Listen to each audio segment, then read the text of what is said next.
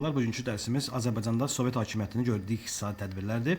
Azərbaycanda Sovet hökumətinin iqtisadi tədbirlərindən xüsusilə 1920 və 20-ci tətbiq olunmuş hərbi kommunizm siyasətindən danışaq. Bu siyasət çərçivəsində aşağı tədbirlər həyata keçirilmişdir. 1920-ci ilin 26 avqustunda Azərbaycan İnqilabı Komiteti tərəfindən taxıl ticarətinin dövlət inhisarına alınması haqqında dekret qəbul olundu. 1920-ci ilin sentyabr ayının sonlarında ərzaq tədarükü üçün məcburi təhvil vermə, yəni ümumi əmək mükəlləfiyyəti tətbiq olundu. Kəndlərə öz taxılın məhsulunu açıq satışa çıxarmaq qadağan edildi.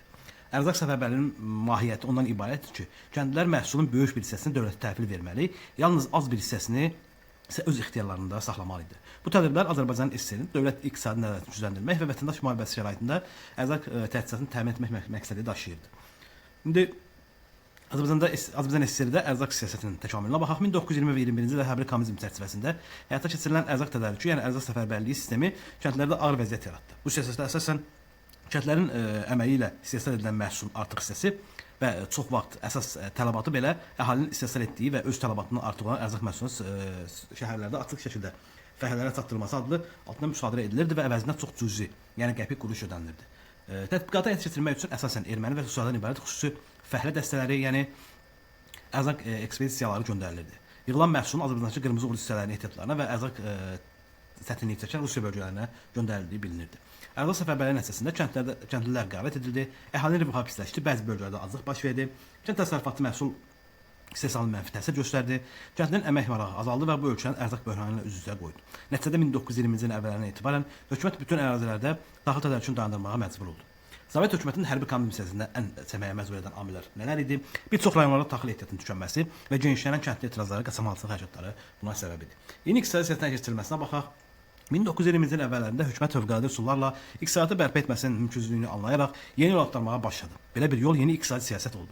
1921-ci ilin yazında Sovet hökuməti yeni iqtisadi siyasətə keçdi. Yeni iqtisadi siyasət çərçivəsində aşağı tədbirlər həyata keçirildi. 1921-ci il mayın 17-də bütün növ məhsul inhisarı ləğv edilməsi haqqında dekret imzalandı. Bu dekretə əsasən Azərbaycanda ərzaq səfərbərliyi ləğv edildi. Onun əvəzinə könüllü prinsipdə çanaq vergisi tətbiq olundu.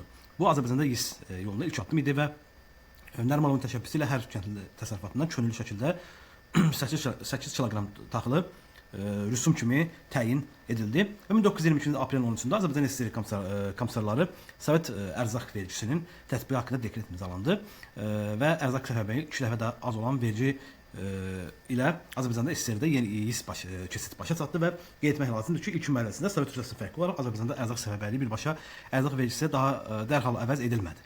Əvvəlcə çanaq rüsumu keçid mərhələsi kimi tətbiq edildi. Azərbaycan SSR-də yeni iqtisadi siyasət çərçivəsində həyata keçirilən tədbirlər nələr idi? Yeni iqtisadi siyasət nəticəsində Azərbaycan SSR-də bəzi sahələrində inkişaf tədbirləri həyata keçirildi. Bunlar neft sənayesində məsələn Bakı buxtası quruldu və yeni neft mədənləri qazıldı. Neft mədənlərinin elektrikləşməsi işi gücləndirildi. Neft maşın qayırması müəssisələri inkişafı başlanıldı. Neft və neft məhsullarının xarici ölkələrə sərbəst satışına icazə verildi və Azərbaycan Neft Komitəsinin xarici şirkətlərlə əlaqə yaratmaq üçün xaricdə neft avandlıqları alıb götürmək kimi bəzi güzəştlərə icazə verildi. Sənayenin digər sahələrinə baxsaqsa, sənaye müəssisələrinin öz maliyyələşdirmə və müstəqil idarə etmə sisteminə keçdi. İri və strateji əhəmiyyətli müəssisələr dövlət nəzarətində saxlanıldı. Bir sıra müəssisələr əvvəlki sahiblərinə və xarici şirkətlərə icarəyə verildi. Yüngül sənaye və yeni sənayesində müəssisələr sahibkarlara icazə verildi. Nuxa, Dağlıq Qarabağ, Ordubadda baramatçılıq, yəni ipəkçilik fabrikaları işə salındı və Bakıda, Tovuzda sement zavodları, Gədəbəydə sement zavodu fəaliyyətə başladı.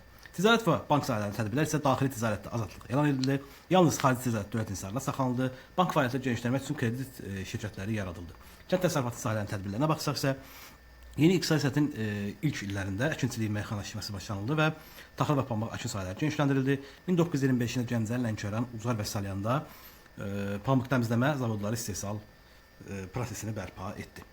İndi Azərbaycanda yeni iqtisadi siyasət nəticələrinə baxsaq isə əmtə pul münasibətləri artdı və bazar iqtisadiyyatı inkişaf etdi. Taxıl istehsalı yenidən artdı və əkin sahələri genişləndi. Şəhərlərlə kəndlər arası iqtisadi əlaqələr gücləndi və ticarət canlandı. İqtisadda nisbi sabitlik canlanma yarandı.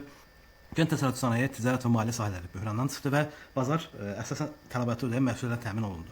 Əhalinin həyat səviyyəsi qismən yüksəldi və fərdi, yəni qolçomaq təsərrüfatı iqtisadi rolu daha da artmış oldu. Dərsimiz bu qədərdir. Azərbaycan SSR-də iqtisadi tədbirlərdir. İstifadə olunan bir mövzudur, qəbula düşən mövzulardandır. Xüsusi diqqət yetirməyinizi burada məsləhət görürəm və sizə uğurlar arzulayıram. Dərsimiz bu qədərdir.